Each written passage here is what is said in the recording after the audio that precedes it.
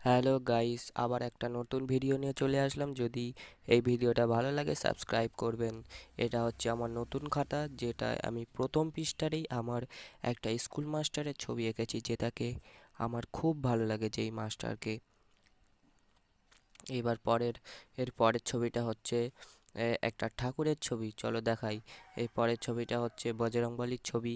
যদি কেউ বজরংবলীকে ভালো লাগে তাহলে সাবস্ক্রাইব করবেন। আর তারপরের ছবিটা হচ্ছে শিব আর পার্বতীর ছবি, কমপ্লিট করা হয়নি এখনও।